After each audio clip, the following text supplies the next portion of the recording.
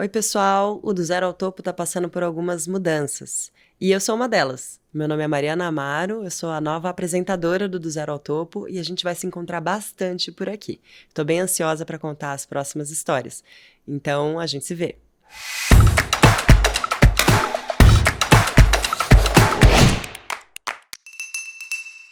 Rafael Salles enfrentou algumas batalhas recentemente. Ele liderou a maior administradora de shoppings do Brasil durante a maior crise sanitária do mundo. Ele também esteve à frente de dois grandes movimentos do mercado. Primeiro, da fusão com a Sonai, criando a Aliança Sonai, e mais recentemente com a BR Malls, depois de uma intensa negociação. O Rafael também passou por umas batalhas pessoais. Mas antes de entrar na conversa de hoje, eu queria convidar você que está nos assistindo para curtir esse vídeo e se inscrever no nosso canal se você ainda não for inscrito. Também clicar no sininho para receber as notificações de novos vídeos. Agora sim, vamos para o nosso convidado de hoje, Rafael Salles, CEO da Aliança Sonai. Rafael, obrigada por estar aqui hoje e ter aceitado o nosso convite. Obrigado, Mariana. É um prazer estar aqui nesse episódio do Zero ao Topo. Agradeço a você, a Infomoney, pelo convite. E eu já queria começar do começo, saber como é que foi a sua infância lá em Belém, né? O seu primeiro trabalho também. Conta pra gente como é que você começou a sua carreira. É isso mesmo, Mariana. Eu nasci em Belém, passei a minha infância lá, adolescência, me mudei para São Paulo com 17 anos. Lá eu sou de uma família de advogados, há muitos anos, meu avô, minha mãe e tal. Na época que eu comecei a buscar uma atividade profissional, um trabalho, foi por preocupação com dinheiro, de grana, assim, porque o meu pai tinha uma empresa, uma construtora, que tinha ido mal, tinha quebrado, e ele nem estava morando mais em Belém, porque ele estava tentando fazer uns negócios em outras cidades para tentar recuperar e tal. Foi uma fase bem difícil, assim. Não que tenha as coisas faltassem em casa, porque a minha mãe era funcionária pública, tinha uma boa estabilidade, mas não tinha grana sobrando, né? E eu me preocupava muito, porque naquela época, eu tinha 15 anos. Naquela época era muito importante ter um carro, né? A gente pensava, precisava ter um carro com 18 anos. E quando meu pai ficou sem grana, eu pensei, como é que eu vou ter um carro quando eu tiver 18 anos? Então, preciso começar a trabalhar agora para poder ter um carro com 18 anos. Naquele momento, a minha ambição era, pelo menos, ter um carro para poder ir para a praia e tal, quando eu tivesse 18 anos. Essa é meu objetivo. E eu estudava inglês depois da escola e vi uma plaquinha da Golden Cross, que é um plano de saúde, buscando pessoas que tivessem o segundo grau completo e que pudessem vender plano de saúde. Eu não tinha o segundo grau completo naquela época, né? Então eu fui lá e perguntei, poxa, mas eu queria e tudo mais, aprender a vender plano de saúde, eu acho legal, tal. Eu fui lá na reunião. Obviamente eu era o único garoto, né? Eram pessoas mais velhas e tal. E eu fui escolhido para começar a cobrir uma área lá na cidade de Belém, que era o centro da cidade, área do comércio. E não tinha shopping center em Belém naquela época. E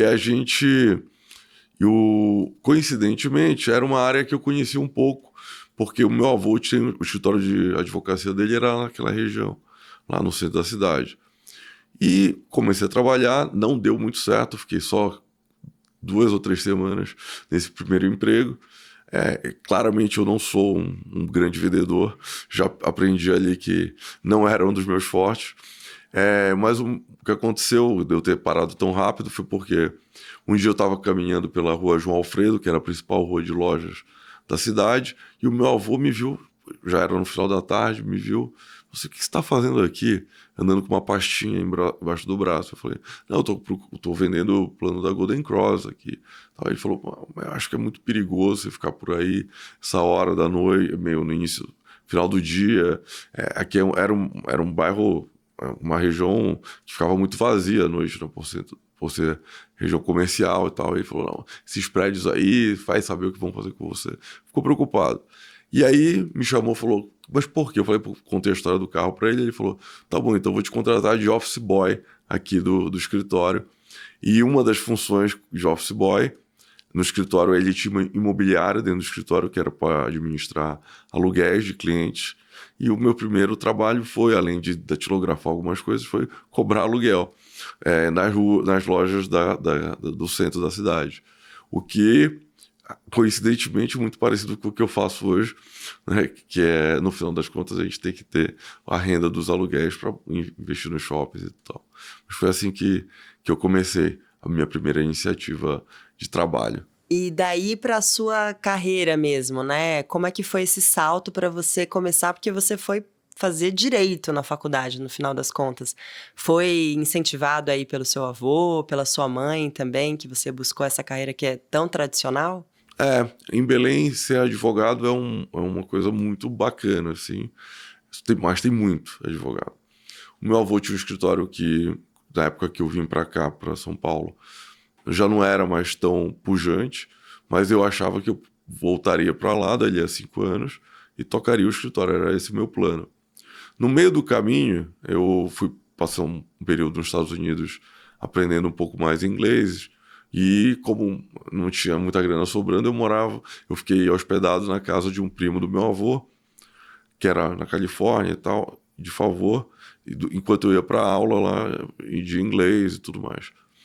Esse cara foi um cara que teve uma influência muito grande na minha carreira, porque parecido com a influência do meu avô, apesar do pouco convívio.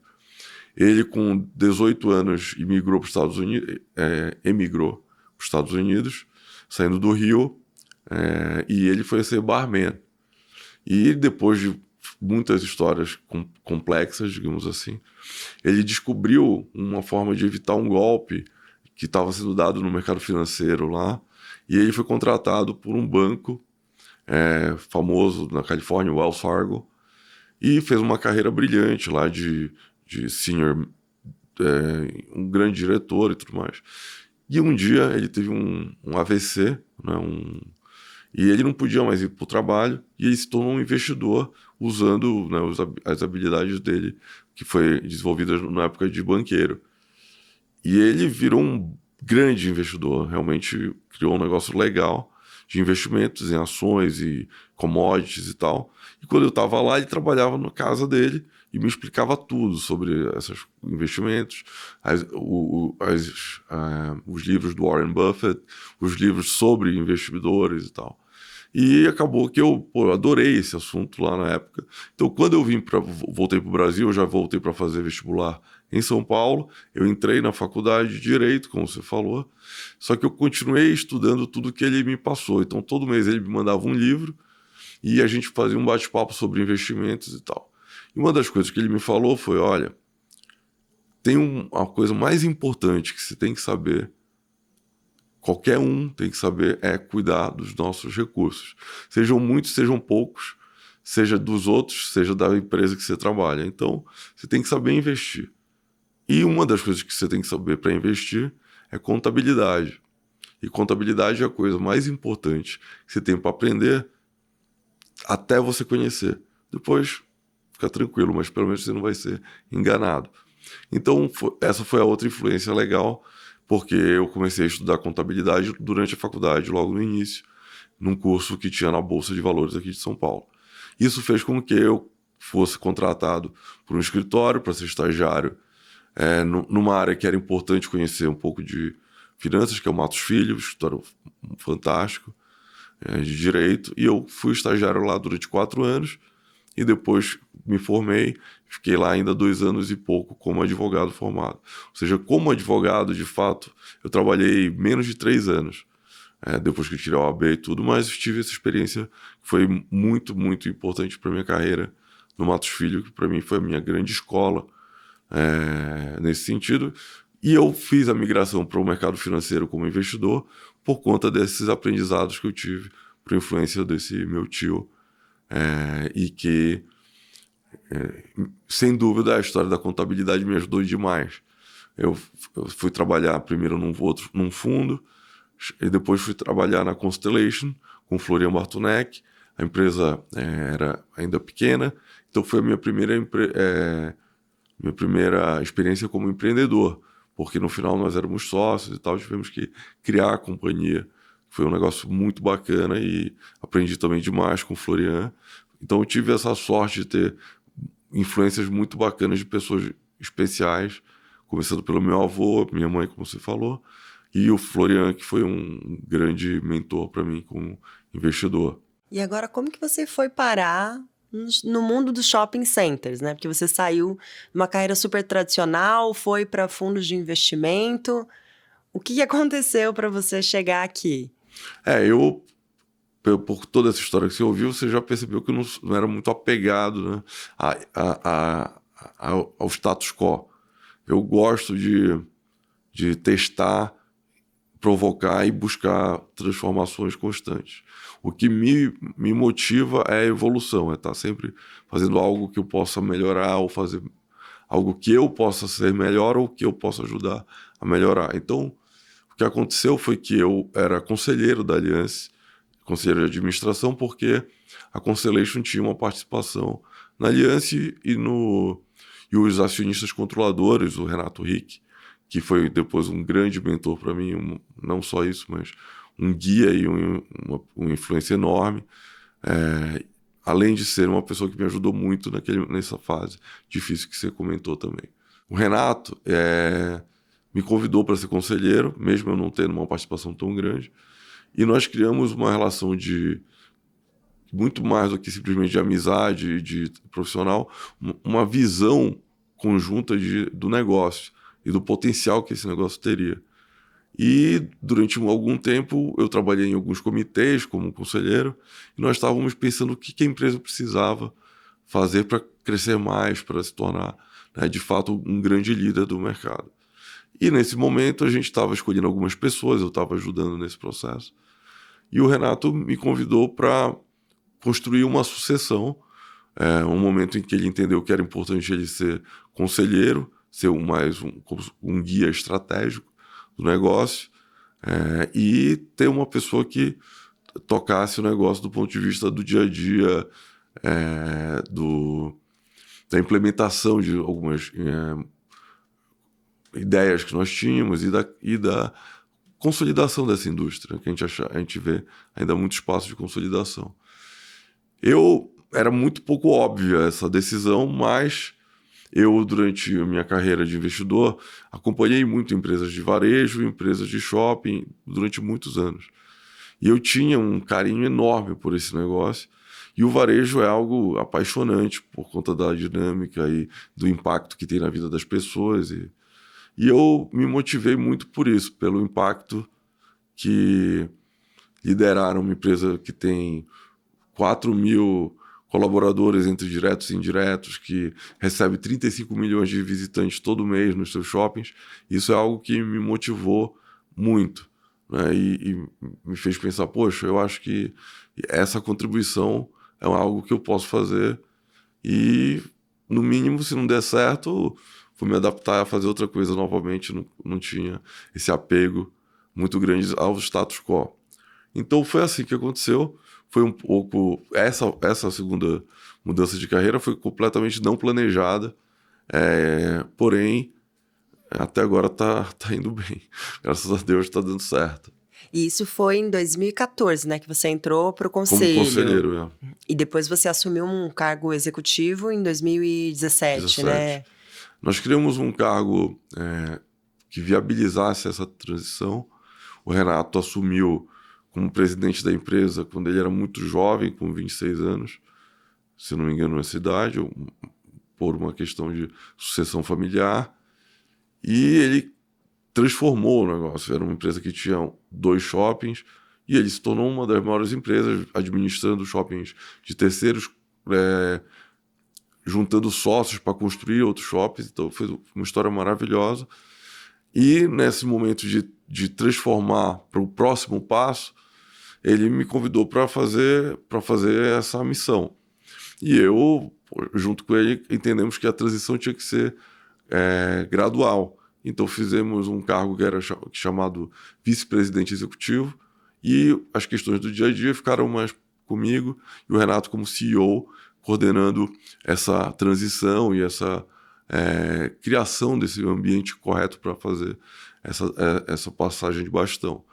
E em maio, acredito que foi em maio de 2018, a gente concluiu essa transição. Eu me tornei presidente da Allianz na época. E depois, em 2019, a gente fez a fusão com a Sonai, que você mencionou. Aí vieram dois movimentos muito importantes, acho que quase na sequência ali. Primeiro, 2019, com a fusão, né, com a Sonai, e mais recentemente com a BR Malls. Como que foi isso, esse processo de fusão? O que tem de diferente nesses dois processos e o que tem de parecido também? Eu acho que do ponto de vista... Contando um pouquinho da história com a Sonai, no Brasil, era uma empresa de capital aberto, controlada por dois grupos muito fortes de shopping centers na Europa. Um é o grupo Sonai de Portugal, que é o grupo Sierra de Shopping Centers, que é a marca que eles usam. Eles administram 66 shoppings na Europa, principalmente no sul da Europa. São grandes operadores e são muito, muito fortes nos mercados em que eles estão. Eles são líderes na maior parte dos países em que eles atuam. E o outro grupo que era controlador junto com a Sonai dessa companhia listada no Brasil é o maior operador da Alemanha de shopping centers e um dos maiores da Europa, acho que é o segundo maior da Europa, que tem 120 shoppings, se não for mais, que é o ICI, que é um grupo de administração de shopping centers alemão. Então, a diferença muito grande era que a negociação com a Sonai, a Aliança era uma empresa maior do que a Sonai no Brasil, mas a negociação foram com os controladores, que eram e são grandes operadores globais, empresas enormes, bem maiores que a Aliança. Então, naquele momento, o desafio foi mostrar para eles que, apesar de nós não sermos uma empresa tão grande quanto eles eram fora do Brasil, a combinação de negócios levaria a essa nova companhia, essa fusão, Aliança Sonai, a ser uma empresa muito mais relevante e poder seguir caminhos parecidos com os quais eles fizeram o sucesso das empresas deles lá fora. Então, a diferença grande nesse processo era uma interlocução direta com operadores de varejo global e que viam o benefício claro desse ganho de escala, de se tornar mais relevante para o varejo e para os mercados em que nós estávamos. Isso foi bem diferente, demorou 2 anos de negociação, porque envolvia valuation, obviamente, e governança, uma criação de uma nova governança para essa companhia. Foi muito interessante esse processo. A integração começou em agosto de 2019 e em dezembro a gente já estava com toda a operação integrada. Foi um processo bem rápido, porque a gente acabou se preparando ao longo desses 2 anos de negociação.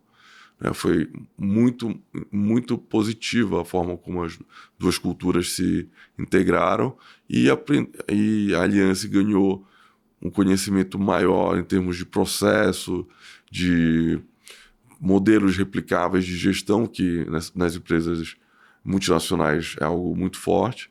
E a Aliança trouxe para a Aliança Sonai o empreendedorismo, a criatividade e a capacidade de pensar o produto produto de shopping center, de uma forma mais local, com o nosso conhecimento local das cidades no Brasil e dessa nossa cultura, né, que é muito única no mercado de shoppings. Então, foi algo que foi muito bem sucedido. Hoje nós temos líderes que vieram das duas companhias tocando a empresa em todos os níveis de gestão, e isso, a combinação ter sido tão bem executada e a gente ter conseguido acessar o mercado de capitais, levantar recursos, nos deu, logo após a fusão, nós levantamos recursos em dezembro, um pouquinho antes da pandemia, uma coincidência muito boa, uma sorte, né? E isso nos permitiu continuar pensando em consolidar mesmo com o problema da pandemia, que foi, como você falou, o maior desafio, obviamente, da minha carreira. A pandemia foi o maior desafio da minha carreira, sem dúvida, e o maior desafio do varejo no Brasil também. Então, foi momento muito duro, porém que nós estávamos preparados, tanto do ponto de vista de gestão, com a integração tendo sido feita rapidamente, quanto do ponto de vista financeiro, com os recursos que nós levantamos e com a redução de alavancagem que a gente teve. Então, com isso, a gente pôde buscar novos caminhos de crescimento. Primeiro, nós compramos uma participação adicional no Shopping Leblon, no Rio, que é um shopping maravilhoso, que a gente já tinha uma participação. Hoje é um dos shoppings mais produtivos do Brasil, melhores métricas por metro quadrado, tal, um shopping especial. Depois, quando a pandemia foi evoluindo e fomos saindo, né, do pior momento, a gente começou a analisar movimentos maiores. E a gente já via na BR Malls um fit, tanto do ponto de vista cultural, quanto do ponto de vista geográfico e estratégico muito grande conosco. Em 2017, quando eu entrei, a BR Malls nos procurou para tentar fazer uma fusão. Na verdade, seria uma aquisição, porque a BR Malls era muito maior que a Aliança naquela época. A Aliança era menos de 20% do que era a BR Malls. Então, os acionistas de Aliança teriam uma participação menor naquela ideia daquela nova companhia. Mas, claramente, os líderes da BR Malls viam valor nesse movimento do ponto de vista estratégico. Não funcionou naquele momento, em 2017, por questões negociais, e agora, após alguns anos de preparação, a Aliança Sonae pôde, né, conduzir esse processo de uma forma a promover aquela ideia, que até surgiu primeiro na própria BR Malls, de combinar os negócios. Então, a gente foi um processo, como você falou, um pouco mais público, gerou um pouco mais de ruído público, mas, do ponto de vista estratégico, acho que ninguém tinha dúvida de que fazia muito sentido essa junção das duas companhias. Foi quase como um jogo de xadrez público, né? Algumas ações aqui, ataques, contra-ataques, acho que não exatamente essas palavras, mas todo mundo acompanhou um pouco essa negociação ali de uma maneira um pouco mais intensa também. E você estava preparado para isso? Como que foi esse momento de comprar mesmo, né? De tomar essa decisão de ir em frente e comprar a BR Malls? A gente entende que é uma fusão, apesar de que a iniciativa começou do lado da Aliança Sonae. O que a gente quer construir é uma fusão, porque a BR Malls tem valores, cultura, capacidade de execução muito, muito, muito forte. Tem pense que era a maior empresa do Brasil de shoppings em termos de resultados, de vendas, sendo que era uma das mais jovens, com só 16 anos. Então, certamente as pessoas que estão lá têm muita capacidade, são pessoas que a gente admira muito, né? E os shoppings também são espetaculares e juntos nós vamos ter 25 dos 100 melhores shoppings do Brasil, né? Vamos ter 60 e tantos shoppings, só que dos 100 melhores do Brasil nós vamos ter entre 25 e 30. Então, a gente sabe que essa combinação vai ser muito poderosa, né? Então, a combinação do posicionamento estratégico e do capacidade de gestão das pessoas da BR Malls nos motivaram a querer fazer como fusão, independentemente do processo que teve esse ruído na imprensa. Eu me preparei para isso porque,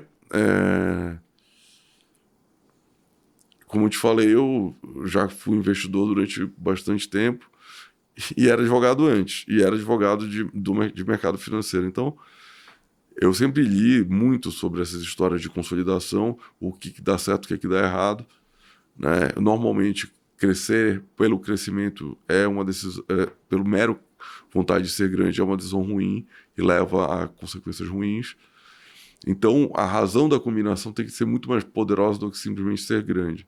Tem que ser relevante e se tornar capaz de diluir os custos do potencial crescimento e, mais importante que isso, fazer com que a escala faça com que o nosso produto e a nossa capacidade de execução melhore e que a gente atenda melhor ainda o nosso cliente. Então, o nosso cliente de BR Malls mais Aliansce Sonae vai ser melhor atendido.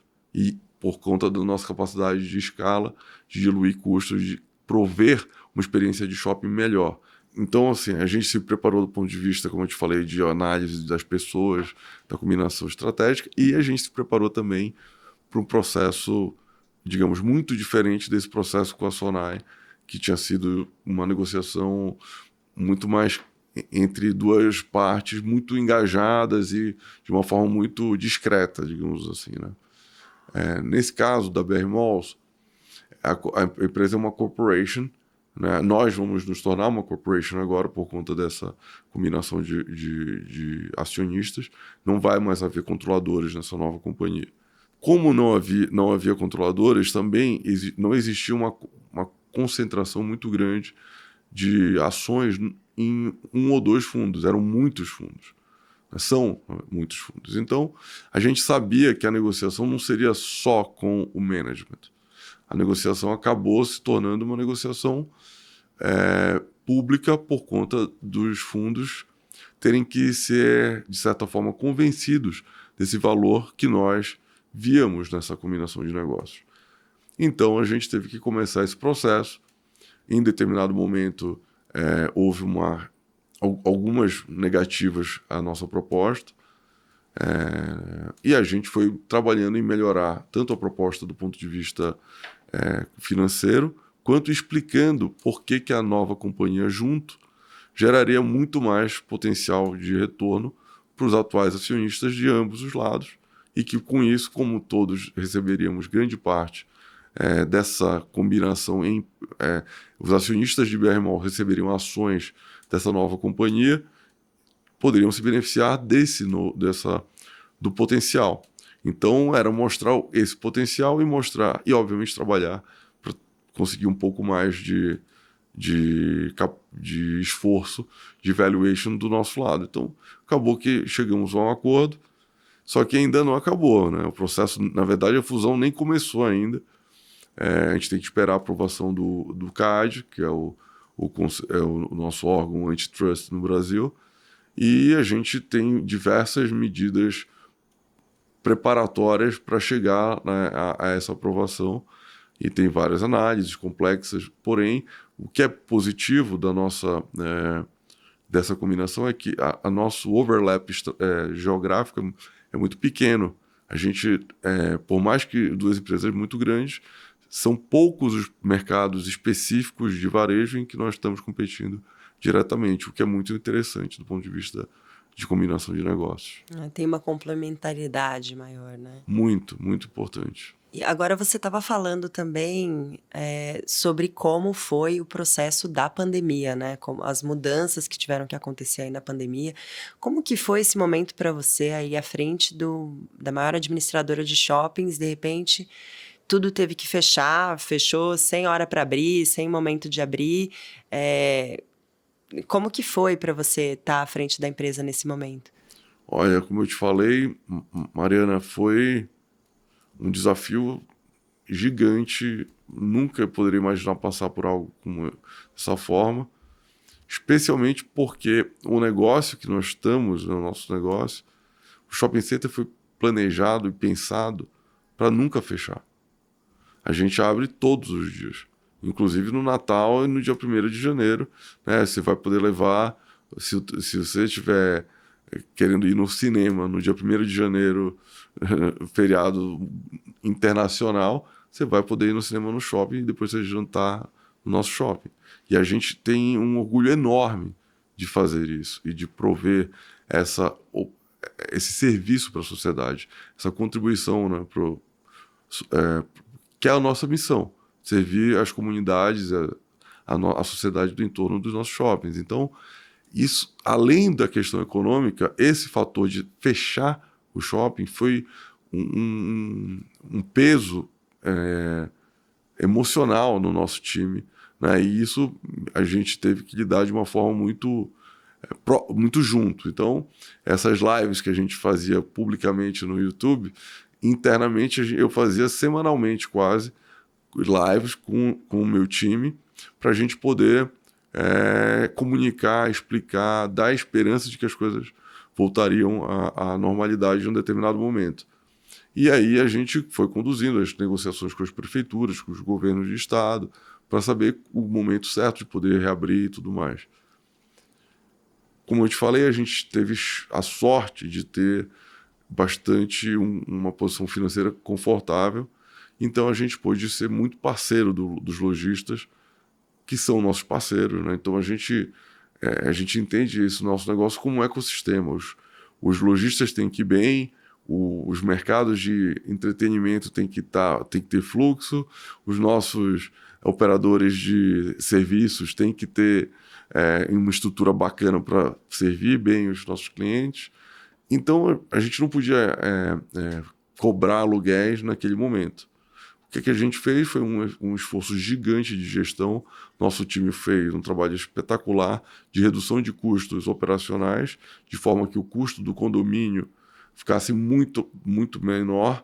E hoje, após tudo que a gente aprendeu, nosso custo de condomínio este ano está 13% menor do que era em 2019, sendo que a inflação acumulada de 2019 para cá é acima de 30%. Então, imagina que nominalmente está 13%, 14% menor.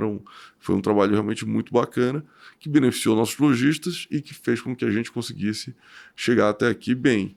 Outra coisa, decisão que nós tomamos foi não desligar nenhum colaborador durante o fechamento. Então, enquanto os shoppings estavam fechados, enquanto o varejo não tinha como se reposicionar, né, voltar a operar bem, a gente preservou o time, reduzimos salários, principalmente no topo da administração, para poder segurar a nossa força e reabrir, principalmente encantando o nosso cliente. Reabrir com o shopping pujante, cheio de loja, e a gente conseguiu, isso foi muito legal. Hoje nós estamos com 97% de ocupação nas áreas dos nossos shoppings, o que é um número muito saudável. E também teve a questão de se inovar, né? Ah, sim, vocês precisaram criar uma nova forma ali, né? De continuar vendendo também. Vendendo e conectando as marcas que estão nos nossos shoppings, os nossos parceiros, aos nossos clientes, mesmo que não fosse uma venda no shopping, mesmo que fosse uma venda online feita diretamente pelo canal online dos nossos clientes, dos nossos lojistas, porque naquele momento a gente não estava preocupado com a nossa renda, a gente estava preocupado em manter a relevância pro cliente e a capacidade do nosso lojista de continuar fazendo negócios. Então, nós criamos diversos mecanismos de conexão digital. Algo que a gente teve que realmente investir e melhorar muito foi o processo de digitalização do varejo. A gente entende que o shopping tem uma função muito importante nessa transformação, que é fazer o cliente hoje, ele não é offline ou online. A pandemia acelerou isso de uma forma muito clara. Todos os clientes hoje são online, offline, all lines. Então a gente fala que os clientes são fígitas. O cliente, quando está no shopping, está usando o celular, está pesquisando o produto, está comparando preços, está procurando no mapinha do celular onde é a loja dentro do shopping. Isso tudo é uma relação combinada, não existe separação desse cliente. Já que o cliente é phygital, é omnichannel, a gente tem que ser também, porque o nosso lojista, para ele servir bem o nosso cliente, ele vai precisar dessa capacidade de, por exemplo, as redes sociais terem muito mais do que novidades dos shoppings, elas terem funções, de fato, de engajamento de cliente, de conexão, de fazer negócios, de fazer vendas, mas também de promover encontros, promover conhecimento da marca, promover um encantamento não dentro do shopping, mas a percepção de que o shopping está presente na tua vida e de que aquelas marcas podem estar presentes na sua vida, mesmo você não estando dentro do shopping naquele momento. E isso nós fizemos de uma forma que eu acho que foi muito bem sucedida. Dos nossos 7 mil lojistas, hoje 5 mil anunciam produtos ou serviços nas nossas redes sociais ou nos nossos aplicativos A gente tem o que a gente chama de shopping digital, que não é competir com marketplaces grandes, é servir o nosso cliente do entorno de forma que ele possa comprar produtos, decidir buscar no shopping ou receber em casa em até 3 horas. Essa é a nossa proposta de valor. O cliente, o lojista, usar o seu estoque da loja para entregar para o cliente ali perto, ou o cliente poder comprar e retirar, seja no ponto de retirada que o shopping tem, seja nas lojas diretamente. De novo, favorecendo a redução de fricção ao máximo e melhorando a experiência do consumidor, de forma a continuar fazendo que o que a gente chama da nossa principal missão, que é servir e encantar todos os dias, agora de forma digital. Agora, você falou que a pandemia foi provavelmente o seu maior desafio aí, mas você também enfrentou recentemente uma batalha muito pessoal, né? Eu queria que você comentasse como tem sido essa nova adaptação, essa nova vida que você está vivendo aí depois do acidente. Em 2018, em outubro de 2018, eu tinha me tornado presidente da empresa, né, há alguns meses. A gente fez a primeira convenção quando eu era presidente, já como presidente, convenção de líderes, né, que a gente faz todo ano e tal, que é em outubro. Eu voltei de lá, uma semana depois eu tive um acidente praticando esporte, lutando jiu-jitsu num treinamento, um esporte que eu adoro e que tem pessoas maravilhosas, amigos que são quase irmãos, pessoas que sou muito próximo ainda. Aí eu estava no Rio, eu morava entre Rio e São Paulo, eu dividia a minha semana, minha família morava em São Paulo. E esse acidente foi realmente algo que transformou minha vida. Eu tive uma lesão medular, no nível de C5 e C6, que compromete, que consequentemente, por essa altura de lesão, é uma tetraplegia. Então, eu sou tetraplégico hoje, eu tive algumas sortes de recuperar alguns movimentos a mais do que seria o normal, mas quando a notícia chegou, o que eu ouvi foi, você ficou tetraplégico, e a minha família estava desesperada. Então.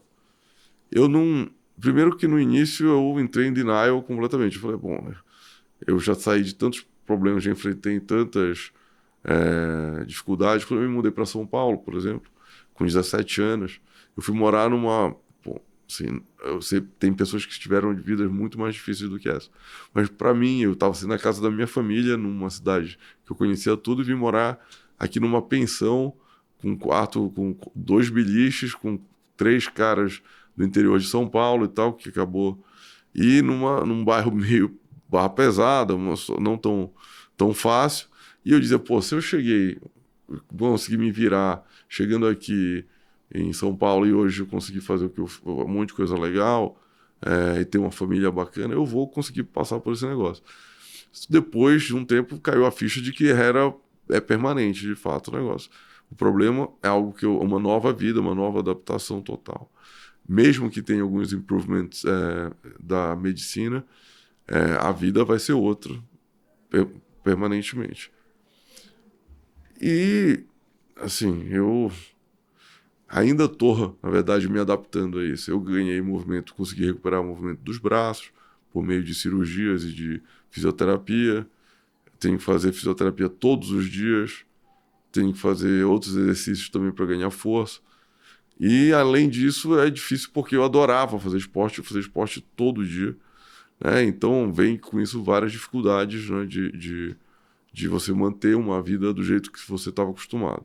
E esse desafio me deu algumas lições, e a principal lição, se você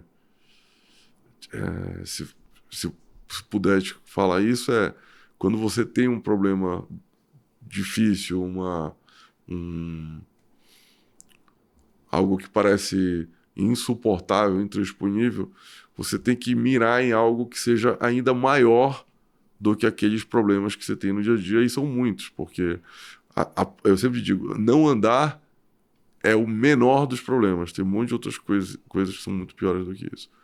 Eu dependo de ajuda das pessoas o tempo inteiro e tal. Eu era muito independente, né? Então isso foi muito difícil de se adaptar. Por isso que quando eu converso com pessoas que estão em situação parecida, o que eu digo, olha, todos esses pequenos problemas aqui, somados, viram um grande desafio, um problemão. Então você precisa ter uma inspiração muito maior do que esses problemas somados. Você tem que ter algo que te motive a fazer algo maior.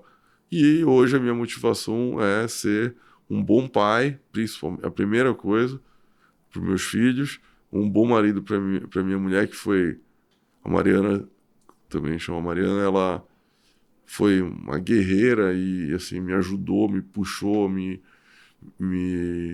inspirou a tentar me adaptar a essa vida e a levar as coisas que eu podia fazer bem e continuar fazendo bem.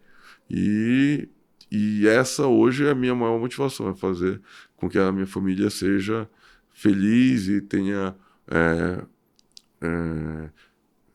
momentos, um futuro bom como família, apesar desses desafios que todos nós enfrentamos juntos. Então, tendo esse grande objetivo muito maior, a gente consegue atravessar esses problemas do dia a dia que são chatos, mas que ficam pequenos diante desse grande objetivo. Obviamente que o trabalho também é um motivador enorme, então poder fazer o que a gente falou aqui sobre a criação dessa companhia grande e tudo, é bom saber que tem algum esporte que eu ainda consigo performar bem, e esse esporte é esse trabalho que eu vejo como um desafio muito legal, um grande presente que a vida me deu, que é poder trabalhar nesse negócio que eu gosto tanto. É manter o sonho grande, né? Sim, sempre evoluindo. Que bacana. E eu queria saber agora se a gente já está aqui há bastante tempo conversando, acho que ficaria muito mais tempo aqui, mas eu queria saber o que você anda lendo, o que você anda ouvindo, qual é o seu livro de cabeceira ou qual série você está assistindo agora. Dá uma dica aí para quem está assistindo a gente. Eu tenho alguns livros que eu recomendo desde a época que eu treinava os estagiários lá na Constellation. Tem um livro, não tem nada a ver com o negócio, mas que para mim é essencial para entender como é que os ciclos da economia ou sociais se repetem e ter lições deles. Então tem um livro do Winston Churchill, que ele até ganhou o Nobel de Literatura por esse livro, que é The World Crisis, a crise mundial. É um livro grande, de 6 volumes, mas que é para ler ao longo de muitos anos. Tem muita informação, muita discussão histórica aí de por que as crises aconteceram naquele momento, e faz ver com que algumas coisas que parecem tão difíceis hoje, que no final são totalmente superáveis. O ser humano e a humanidade já superaram desafios muito maiores. Então, Churchill é um cara espetacular. Tem outros livros ótimos também, mas esse daí é o que eu mais, assim, foi o mais importante para mim. Eu gosto muito de história, então sempre li muita biografia, mas esse especificamente é um que eu recomendo. Um livro de negócios que eu recomendo é um livro do Howard Marks, um grande investidor americano, que é The Most Important Thing. É você saber, de fato, focar nas coisas importantes e saber discernir o que é ruído do que é o cerne das questões. Então, esse livro, do ponto de vista de negócio, esse é o livro que eu mais gosto. E hoje eu estou lendo, acabei de terminar de ler nas férias, agora que eu tive com meus filhos, uma das biografias do Napoleão, que é do Napoleon, do Andrew, me faltou agora o nome dele, é um autor inglês, especialista em biografias, também já escreveu a biografia do Churchill, mas essa do Napoleon é fantástica. E eu adoro a história do Napoleão, mas é a melhor biografia que eu já li dele. Então esses são os livros que eu recomendo. De seriado, eu não vou indicar nenhum podcast, né, para não furar o olho aqui, mas de seriado, eu tô vendo o seriado da história dos Lakers nos anos 80, a partir de 79, quando o Magic Johnson entrou no time. Então esse seriado tá no HBO, é espetacular, eu gosto muito de esporte e de basquete. E essa dinastia aí que começou com essa turma é fantástica, e eu acho que vale a pena tanto para fins culturais, motivar mais pelo esporte, e também do ponto de vista de negócio, porque se tornou um negócio maravilhoso, né? Fantástico, o NBA e o Lakers. O jogo continua, né? É. E, Rafael, mais uma pergunta antes da gente acabar também. Se você pudesse voltar em algum momento da sua história e da sua trajetória, e dar uma dica, dar uma sugestão, dar uma opinião ali sobre alguma coisa que você poderia fazer, o que você faria? Qual seria esse seu conselho para você mais jovem?